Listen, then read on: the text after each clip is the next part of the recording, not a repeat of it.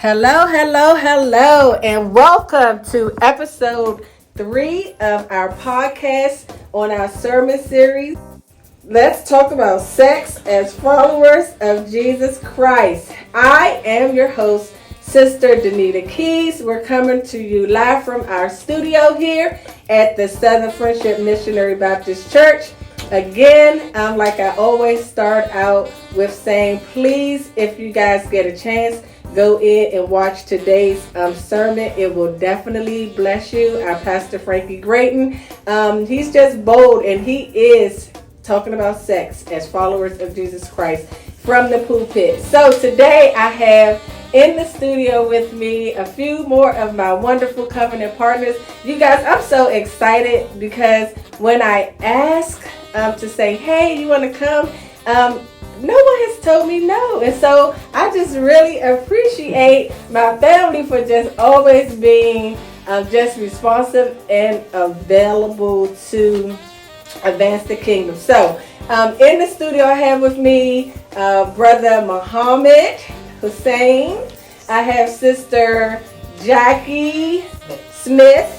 And, I always like to sprinkle in our married folks in here. So I have Sister Phyllis Wright and our very own Dr. Reverend Bishop Arthur Wright in the building. He in the hot seat, y'all. And so we're just going to jump right in. And like I start off every episode with whoever I have in these chairs, I want to know, when y'all heard Pastor Grayton say, we are going to talk about sex as followers of Jesus Christ. First thoughts. Anybody can go.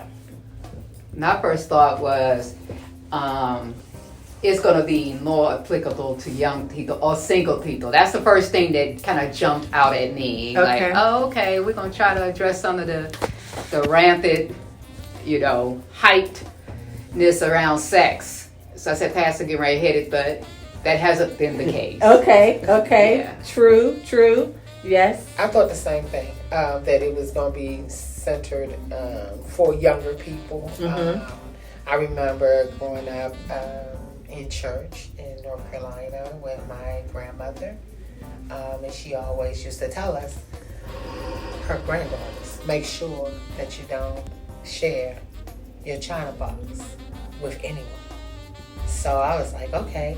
But now that the series is going on, he's dealing with married people as well as younger people. Yes. But he's teaching us as married older people, we have to give our children the teachings of the Bible. Absolutely. Even with sex or without sex, you have to. So it is centered around our younger people, but not to the point where a married couple or married people can't get burned, as he would say. Absolutely. Because you do stray. Absolutely. Anybody else? It was exciting. I thought been in a lot of churches. It's been through these topics a couple times in different churches, and typically it gets watered down a lot. But it definitely didn't water down anything. Absolutely. He came straight from the hip. We know our pastor, so I like what he said today, that the pulpit is sacred, and he does have respect for the pulpit. So I know for me, just like, I know I'm not going to want to hear this because I'm single, right. And every time you hear sex talked about from the pulpit is always what you can't do as a single person. And so far, for these past 3 weeks, he's really just put a whole nother light on it that I'm like, oh, okay, he's dealing a lot with talking from a perspective on the marriage piece of it. And so what to do as those married couples. And so last week, I guess they were just like, okay, we thought one thing, but he's clearly taking it in a whole nother direction. But he has 3 more weeks to go, so I'm sure somewhere he's going to start like pulling out the Uzi, shooting us, shooting them fiery darts, and we like. But yeah. So did you wanna? Yeah, this is my first time hearing the sermon about sex. So first thing my mind came like it's like single people, young people. Mm-hmm. But to this service, my whole thought is different level, like how he break it down. The marriage people, like we all talking about it. That wasn't even come close to my mind. Right. When I heard about like he's gonna talk about sex, first thing came like, okay, single people, what to do, what not to do. Exactly. But it's like actually learning something really new stuff, which is amazing. Awesome.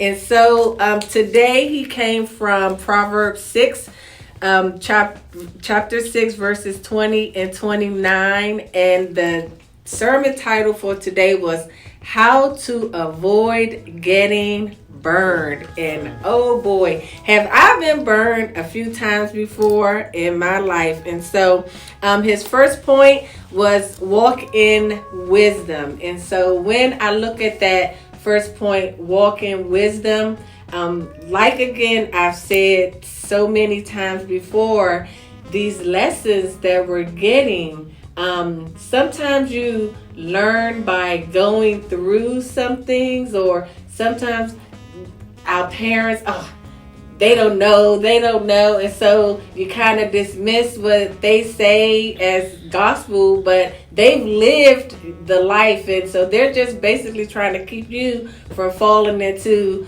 the pit, but walking in wisdom. Anyone want to share like kind of what you took away from the first point, walk in wisdom?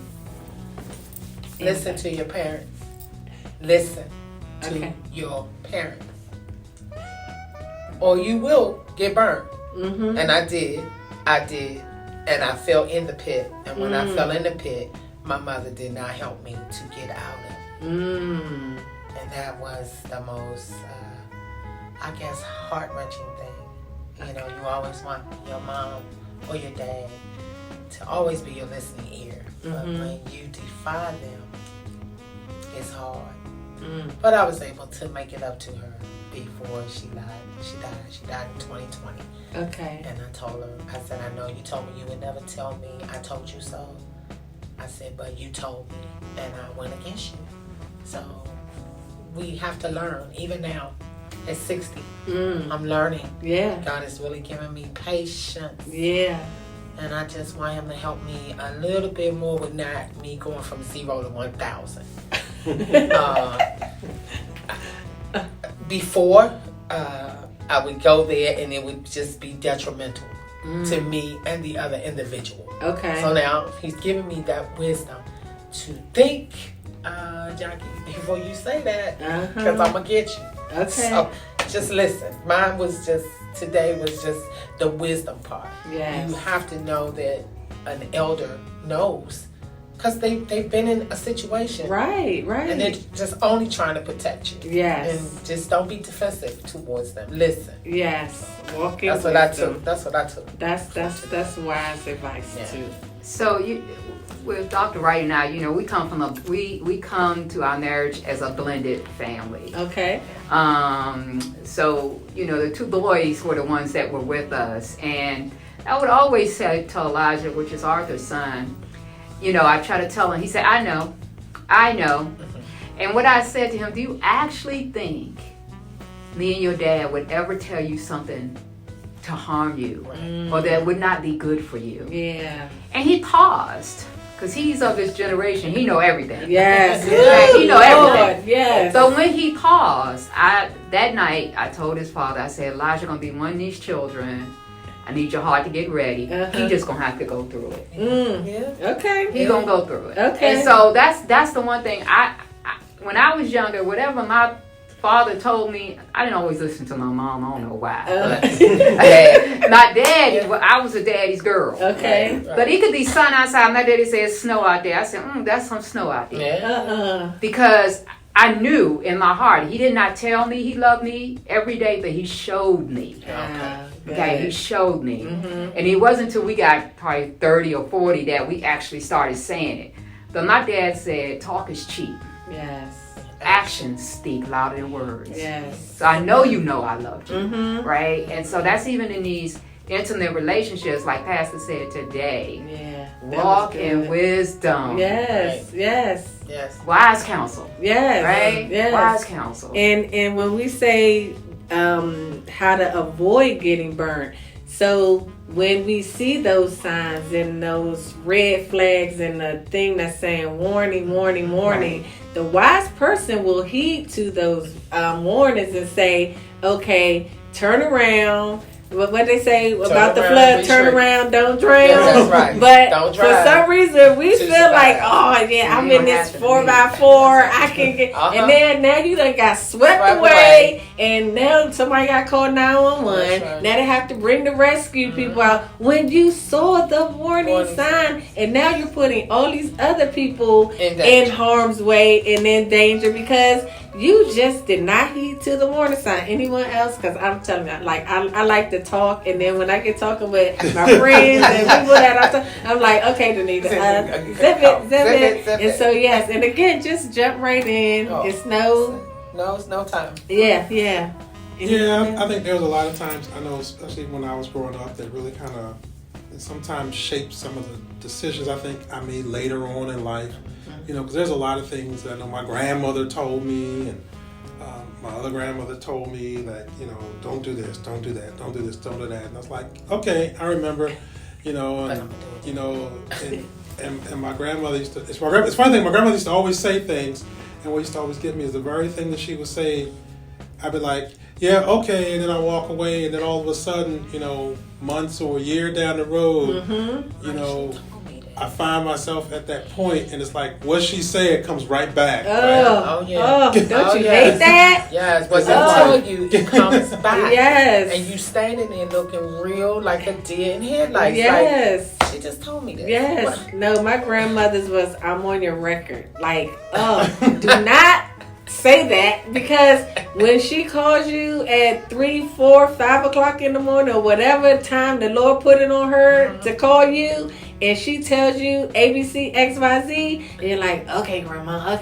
She's like, I'm on your record. So when it all pans out and you're in the fire and she looking at you like, but I told you this. Yeah, so exactly. Listen, we used to all hate when she said, I'm on your record, because that meant, girl, you won. You better heed, because how many times have you heard it right? But again, you're young, you know everything. How they say, you smelling yourself, and you know, that's not going to happen to me. So how you say about all the different diseases and all of these things that's going around, but you know, no, that's not. You know, I won't be that one. Like that won't happen to me. We're having that problem now with my nieces, daughters. My niece passed in 2016, in June 16th of this year, and she left 7 children here. My niece was, I believe, she was bipolar, but never gotten any help for it. She always defied my sister and my brother-in-law, and she told her father that he was getting old and he was going to die. And I remember him telling her, you're going to wish that you were my age. She died at 43 years old. Wow. He was 65 at the time. Wow. So she has a 17-year-old, she has a 19-year-old, and she has a 15-year-old and a 4-year-old.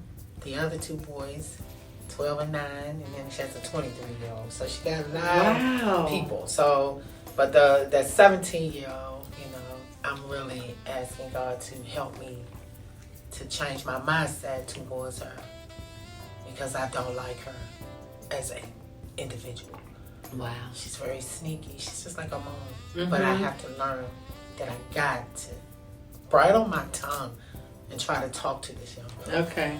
Yeah. Wow. Because the same behavior that she gave my sister, my niece gave to my sister, her children are doing the same thing. Wow. Now my sister is my sister. I only have one. Yeah. That's it. Yeah. And that's where I'm saying the 0 to 1,000 is on my head. Okay. Every day, because I want to protect my sister. My sister took care of me. I don't like what they're doing to her. But I'm learning. Okay. I'm learning. Okay. I really am. And, Walking in wisdom. Sister Penny Harris is helping me. Because I don't think if I had Penny in my life right now, I wouldn't have been able to handle my sister with the death of her daughter. I don't know how that feels. Wow. So her and Reverend Johnson have really, and we're going to sit down and do a plan.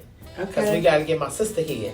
Like I told her, she tells me all the time she lives by the 10 Commandments. You don't. You know who God is. Right. You got to come in His house. Yeah. That's what my prayer is. I really want to just have some peace for my sister. But that's wisdom part. I gotta get there. And then when he said commands are not commands optional. They're not optional. And so those are those things and those times where it's like, oh, I can do this on Monday, but I don't necessarily have to do it on Tuesday. Wednesday, I might think about it. Thursday, but come Sunday, I'm all command up. Command me. Right. And so it's like they're not optional, but they are for my good. And so when I think about that, it's like, okay, I may not like how it's making me feel. I may not even like what it may do to me, but I also always know that it's for my good. So it's for my good. And it's a command by God. Yes. And then he said commands means religious commands, and they need to be kept. And so did anybody have anything as far as when he was dealing with that with commands, or did it spark something? Did it make you kind of think about, am I keeping those commands? And it said keeping the command is a light, a lamp, and a light. And so I always think of those as, okay, so we got it a little dim in here, y'all, but we still have a little light that we can see. And so, just contrasting like, oh, okay, if it was dark, then I would have a much harder time. But I've learned how to navigate my house in the dark too. I don't have to turn on any lights. I know 2 steps over, and then I'm clearing the bed, and then I'm in the bathroom. So again, and I'm going to keep talking. Sorry. God is amazing. Yes. That song is amazing. Yes. And just hold on. You hold on. I'm telling you, I've learned a lot since May of this year. So what did y'all think when he said forbidden fruit it always seems more appealing? What y'all think about that? Yeah, it's always that one thing that, you ain't supposed to have, but, You want it. Like me with ice cream. With ice cream? Baby. That's my issue. And that Pepsi Cola. No, I ain't supposed to you got a Pepsi addiction. Every day. I was born in New Bern, North Carolina. That's the birthplace of Pepsi Cola. Oh, so man. my grandfather started that every Friday. Grandma did fish. Grandma did fish. She did potato cakes. We had little Debbie cakes, and we had Pepsi Colas. I am a pop girl. Yes. That is forbidden for me, and I keep. Well, I done tried it now, y'all. I went to 0 sugar. I'm so pressed. 0 sugar? And I hate the way it tastes, but I'm so used to drinking the pop. So if you say pop, that's funny. It's pop. That's what we call it, pop. Soda. Yeah, but like you said, forbidden is different. I think it's just in our mindset when someone tells you you shouldn't do or you can't do. We look internally and say, well, I'm grown, I can do what I want to do. Right. But that's it. But it takes a constant beating down of your flesh. And then what I love, what he's talking about, you're just looking at the moment. Not down. I call it. I always say to my son, let's not play checkers, let's play chess. Okay. So I need you to look at step 2, 3, 4. So you doing something, inviting somebody in, knowing darn well, you can't cook. Okay, so you ain't cooking nothing. Right. So you didn't look at step 2, step Right. 3, step 4. And so a lot of times we just play chess. Checkers. We just in the moment. One move. Because it is going to cost you. Yeah. If you survive it, you forever changed relationships. Yeah. You've changed yourself because now you'll look at yourself in a different way. Right. You have a conscience, Right. That's true. Right. right? You have a conscience. You look at yourself in a different way. Right. So is it really worth it? And with that to say, you this person will cause you to break your vow, Yeah. Yeah. Your whole Yeah. vow. right? Your vow. Yeah. And we don't think about it like that. No. It's just like in the moment. I'm good. Okay. I'm good. Yeah, and then I guess Instant gratification. I was on the other end. I was the wife of an adulterer. Okay. Yes. Okay. And, eventually, he told me that that's just who he was. And I Wow. had to accept it. Yeah. And Well, too. what do you do? What do you do? I tried to fix him. And once I got past the not fixing him, then I was free. Wow. I was free. Wow. Yeah. Yeah, but and he said that's who he is. Wow. Oh, okay. Okay. All right then. But then he always accused me of men, or me having men in my life. That's Wow. a deflection. Yeah. Exactly. Yeah, Exactly. Yeah. So I thank God. He's amazing. Yes. He has healed Yes. me from that. Okay. Yeah. Oh, That was awesome. rough. That was Awesome. difficult, but it's good. Yeah. I'm all good. Awesome. And then when he says that we want to do all that we can to stay away from adulterous behavior and fornication. And so being unmarried, I'm like, oh yeah, he's talking about them adulterers. And so, right, and it's like, oh, now he wanted to throw in fornication. So he didn't miss anyone. He didn't miss So anyone. he was, okay, I'm going to tell you this as the married family, and then I'm going to tell you this as my single family. And then so point 2, he said, we want to avoid playing with fire. And when I thought about that again, I have this burn on my hand, and it reminded me that I was on the stove and knowing, okay, I was trying to cook. Okay, disclaimer, I can't cook sometimes.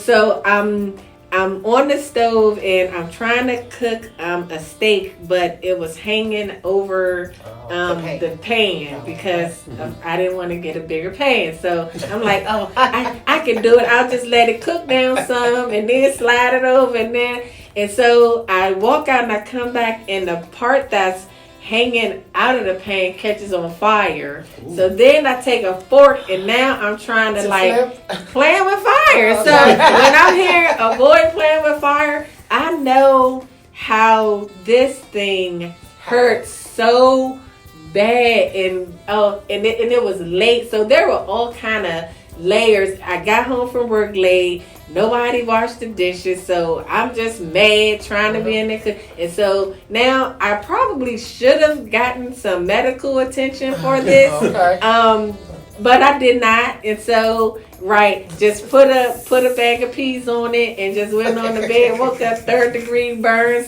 skin peeling, and so I know for a fact I want to avoid playing with fire. One is it burns, it's hot, it leaves this ugly scar, and so even though sometimes on the outside you look good, we can appear that, oh my goodness, she's got it all together, her hair, although I feel like this is a bad hair day, and so although on the outside people are looking like, okay, she's always so put together, she drives a nice car, she does this and that, and so avoiding playing with fire, I feel it doesn't necessarily have to mean that I'm physically you're burning. Right, in the kitchen or on the grill. I looked at it too on a spiritual level, because sometimes you guys may not see the fire Right. that It's inside. exactly. So anybody have anything that kind of jumped out to them? We gotta get Mohammed. No, I was actually I was like, I wasn't sure, like I was growing up, my parents told me not to do this. I'm kind of person like, I want to try it, what's going to happen? Yeah. That was my Oh, you were the daredevil. and like, yes, kind of like, whatever they said it, I'm going to do it to see what's going to happen. So, you know, and I grew up in like, kind of like my wisdom come from actually my parents' mistake. Because they're not believer. Okay. Because I saw firsthand, because I was the kid, like, don't talk to nobody, kind of like dumb, like, kid, I didn't have friends, always in the house. So I see firsthand my parents, like, how dysfunctional their behavior, because my parents, like, my dad had, I believe it, I could be wrong, affair with somebody, my mom has same thing, maybe they had, like, fighting each other. They didn't show it to us, but inside, I see that. So that time I learned not to mess with other people's wife, Right. Because I seen firsthand my family. Because those like that time I didn't even know about the God eyes that my parents like they're like different. So they don't have like godly wisdom to give it to me. They just telling me what to do, right? Because all parents they want their best for their kids. Doesn't Right. matter they're believer or not. Right. So, and whatever they told me not to do, I always try to do it. To like And now how did that work out for you? never good, never good. Always like okay, why I did that? Every single time I did that, then I got like punishment, and I go through the tribulation. Then I said, okay, next time I'm not gonna do it. I actually like now I know. That time I just hearing them, not listening. So what's the difference between hearing and listening? Now as I grow up and I'm learning through the word, like what does that mean? Yeah. Like, pay attention. Yeah. So getting better, Good. you know, but it still have that mentality, daredevil thing, like it's still like or something. You like trying roller to- coasters? No, I don't. but behavior I will, can't but it's control much none of that. better, getting like day by day a little better. Okay. Because I have to undo my whole life I did it. So that's the like really hard part to undoing that. But you know, like I'm trying. Yeah. Good. Listen, That's what we awesome. do. Awesome. You look like you got some. Yeah, so it's kind of like when I was growing up, you know, my grandfather at the time, and actually later on in life, and one of my mentors said sometimes, you know, you're doing something. It's kind of like when as you were talking about being in the kitchen, your meat caught on fire, right? And the first thing you think is, oh, I can put it out. So you try to put it out, right? And the effort you use to try to put it out in some cases just made it worse. Yes. You know, so, and that's like, what was it, when they tell you, like, if you got a grease fire, certain things you don't do to a grease fire. You don't put Because- water on it, right? No. You don't No. put water on it, Uh-huh. you can't put a rag over No. top of it, because now all it's going to do is spread, and it's just going to make it worse. Oh wow. You know, so a lot of times I think, you know, sometimes when you look at those things, you know, and I think that's where that constant battle comes in sometimes when you're looking at those things to say, okay, you know, if I'm trying to put this out or if I'm trying to control this, you know, are you really trying to control it? Ooh. Right. You know, or is it just getting worse? Ooh. Getting worse.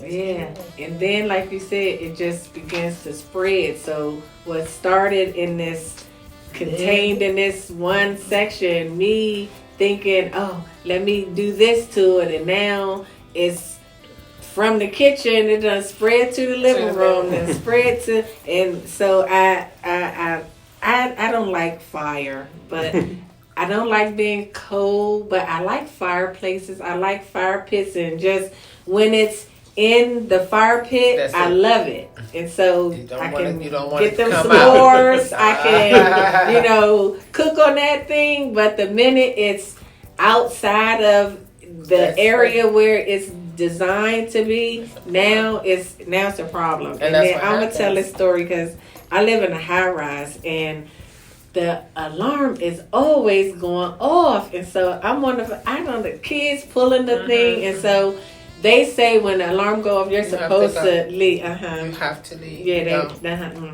And so I'm on the phone with Terry one day, and she could hear, and she's like, "You're not gonna say, child?" No, she's like, "You're so selfish." Right. Suppose it's really a fire. I said, right. Well, I mean, I guess it was really a fire. Somebody gonna come get me. She's like, no, you're gonna burn up and die. Yep. And so that's right. Avoiding playing with fire. So now I hear it. I'm like, 2:00 in the morning. It comes on, and then I'm on the 15th floor. Yeah. So you gotta walk down. And then it takes so long to turn the elevators back on. Then you gotta walk up. I'm like, it's just too much. So all of that to say, avoid playing with fire and stop pulling the fire alarm. And then, so he had a quote.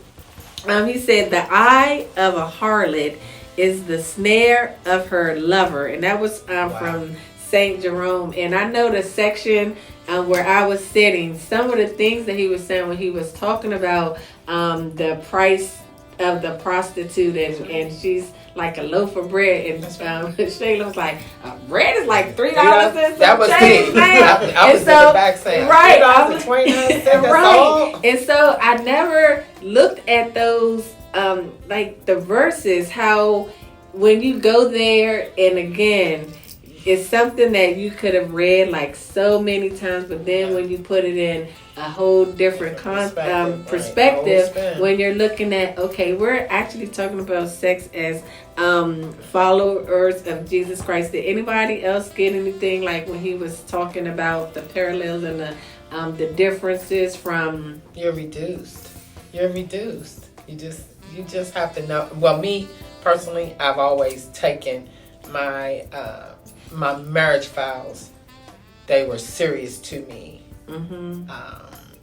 Even when I was still married to him and we were living in separate homes. Mm-hmm. I never ever took up company with another man. First of all, I didn't want no other man trying to tell my children what to do. Okay. If their father wasn't there, we don't need that business. Okay. And then he was still my husband because I was married. Mm-hmm. And under God's eyes. And that's it. Until you are divorced. And then really, you're not really divorced under God's law. Right. But I never, ever looked at another man as any interest. Okay. Even though we were separated for years. So you have to take your vows the way they are. Because that's your husband. That's your wife. Yeah. You don't share. Yeah. That's just not cool to me. And stepping out of that, he said it will bankrupt you. Yes. It's just not cool. Yeah. You know, and it just makes you look like how people look at their vows. Some people look at their vows totally different. Right. Now. And I think even when you go beyond your vows, when you see the divorce rate and how easy, like you can go to the courthouse in $160 Well, see, now they bucks. made it easier, but when I first started filing for my divorce, it was hard. Difficult. You had to, in Maryland, you have to file for your divorce. They'll give you a separation for 365 days. Then you get a court date. You come back. If there is no resolution to the marriage, then it's dissolved. Now it's not like that. You can file an absolute divorce. You're done. Wow. It's over. Wow. So, no waiting period? No waiting period. Not in Maryland, but I ended up getting my divorce in D.C. because he had moved to D.C. So it was easier for me. Okay. But yeah, they just, Maryland would give you a separation for 1 whole year. Okay. They make you figure out, maybe you guys can work it out. Yeah. Or maybe you can't. Okay. But, Yeah, the divorce rate is very high. Yeah. So it's so It's easy. a lot of, I guess, what do they call them? Entanglements. It's a lot of stuff. Right. It's a lot of stuff going on out here in the streets. Or you hear it's better to marry than to burn, but then you go and you marry and it's the wrong person. And it's like, what have I done? Okay, Right. can I get a do-over here? Right. And No so do-overs. we just getting all of these do-overs. Like, no, that is not the design. I'm one And then done. I I'm just one and jotted done. down One and just done. some things that stuck out. He was like, don't play with fire. And am I walking in wisdom? So we're getting this teaching, we're getting all of this good word, and it's almost like the scripture that says, like you look at yourself in the mirror and then you walk away and forget what you look like. Right. Sunday after Sunday after Sunday after Sunday, we're getting, no matter kind of who's in the pulpit, like we get some good word. We do. And so it's, what do we do with what we're getting, the diet that we're getting? Am I, building up my arms? Is this an arm day? Is this a leg day? Like, what kind of day is it? So today was one of them days like, I think this was a full workout. This was a full workout. Yes. It makes you think. Yeah. And then to me, I took it as, pastor's teaching us your worth. Your worth. Yeah. What do you rate yourself? Mm-hmm. What is your worth? And I think that's where I am in my walk with my life. I'm at peace. Yeah. And I first of all, y'all know me. I love me. I'm always buying something. Okay? I will go get another job to be able to do what I want to do for me. Okay. So I'm in a space right now. I can't even share myself with a man. I can't. He won't meet my expectations, and I'm good with it. Okay. Even though I'm 60, if I'm going, eventually God will call me home, and I'm gonna be okay with being by myself. All right. That's my self-worth. Okay. I don't want to share it with anyone else. Okay. No one. Got So it. I don't get the smooth talk. Got I don't it. even give them a chance. I look like, Talk to the hand. see you later. Thank you. That's what I say. Thank you for the compliment. Girl, I keeps it moving. I ain't got no Listen, time. well, how he say when he was talking about flirting, how he learned, how he had to Learn how to learn say. Unlearn it. unlearn how to flirt. Unlearn. Right. And Just then, say, have a good day. exactly. And get So forward. you don't even give him a chance No. to come. Mhm. I don't even give him eye contact. That's just, Wow. that's just how selfish I am. I don't Wow. care. I look at me and me by myself, and I love it. I absolutely love it. Didn't think I would be that happy, but I am. Good. Ooh. Good. Listen, that's where it starts. And then our application for today was commit today to learn to use more scripture to insulate yourself from the temptation of fornication and adultery. And so again, you guys, check out today's message. It is available on our YouTube page, it's on our church website, it's on our Facebook page. And listen, we're talking about sex as followers of Jesus Christ. So I'm going to give everyone an opportunity, if you would like, to say a few last words, because listen, we're at the end. Y'all know how it says time flies when you're having fun. So we are at the end of this third episode of Let's Talk About Sex as Followers of Jesus Christ. So I'm going to yield the floor to anyone who want to say any last words, anyone who want to say something good about me. Y'all have the whatever y'all want to say. This Sister y'all, Denita this is y'all a fighting workaholic, on. Listen, and she I'm does trying. do God's calling. Okay. But my take from today and my voice would say, listen to your parents. Okay. They're Listen never to- going to guide you wrong. All right, I like that. That's Sister Jackie. Listen to your parents, kids, if y'all listening to this. And I guess the thing that I would take away is that we would always want to be walking in wisdom. And walking in wisdom is hard because sometimes you have to humble yourself and realize you don't have all the answers. Okay? Yeah. And I think the messages that we've been getting from Pastor have really, really helped us. And I want to make sure that I walk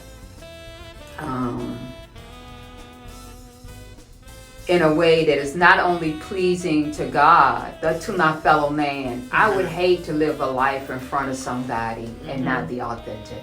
Ooh. Amen. Okay. So I like want to walk in a space that is good, Okay. and that people will see the light that God has in me and shines through me. Oh, I love that. I love it. Okay. Amen. I love it. Anyone else? I learned one thing, like when Pastor was talking about wisdom, so I was like playing in my head, how am I gonna have the wisdom? What is wisdom? Like I'm asking myself, and when writing, then his application said through the word. So I figured that out right away. Like you have to have word to have knowledge. Yes. Without knowledge, you cannot have wisdom too. So that's good. that like his like 2 days, one thing I learned since I start coming to church, like sometimes I don't have like my experience, I'm not listening, focusing on it, but as a behavior, I'm every week coming to church. Sometimes I don't pay attention, but my mind make it to the word, like it click on me, maybe it take month, but it does work. Because when we put through the, like one thing I learned, keep doing it. If I don't like it, keep doing it, you're gonna get it. Okay. So, like one thing I learned, be a believer. Why I listen every time, like every preacher preach, pretty much same thing over and over again. So now I understood why is that. Right. Because it's over and over. Because we are born in iniquity. Because our nature to do wrong. Right. Because if it's not over and over, and I don't put myself to listen to over and over, it's going to be harder for me to behave right way. Yes. So I'm like that, I'm learning little by little. But God giving me wisdom through His Word and knowledge, because without it, like, how am I going to walk in wisdom? Right. That's it. Right. Amen. You push you where you need to be. Yeah. Amen. Yeah. I learned that all those things. It's in short, I learned mostly it's a marathon. It's not a sprint. Yes. Wow. Sprint. You hurry up. You get there. You're there. Okay, we're done. Marathon. A whole lot goes through your head during a marathon. Listen.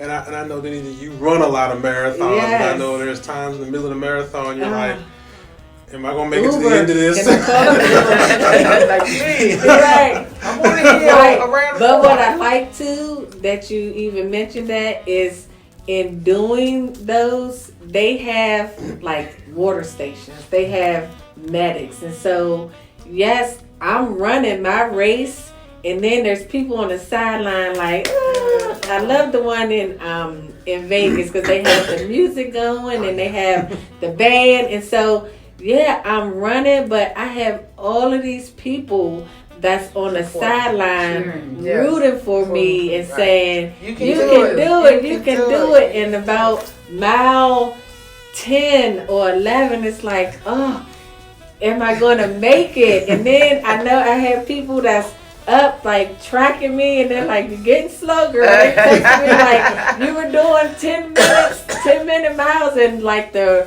longer you go and the further into it you get, but then the closer you're getting to the goal, it's like you almost start to slow down a little bit, but then you hear the people cheering like off in the distance, like, oh, I'm almost there, and you just have to keep going, y'all. Listen, it's what you have. Yes, the marathon. And then I run for medals. And so I like to be able to get my medal when I get to the end and hang it up on the wall. And so I'm sorry I jumped in, but it was good. I was like, oh, I like that. I like that. Marathon. Yes, that is me. So listen, you guys, we are at the end of our third episode of Let's talk about sex as followers of Jesus Christ. Again, my name is Denita. I'm here in our studio at our wonderful Southern Friendship Missionary Baptist Church. I had in the studio today with me my brother Mohammed, my brother Arthur, my sister Jackie, and my sister Phyllis in the studio. And look, I'm looking at faces and I know all of their names and everything, but it's something about when you're trying to get it out there. So again, like, share, send comments. Your opinion does matter. Thank you guys for joining us on this episode of Let's Talk About Sex as followers of Jesus Christ.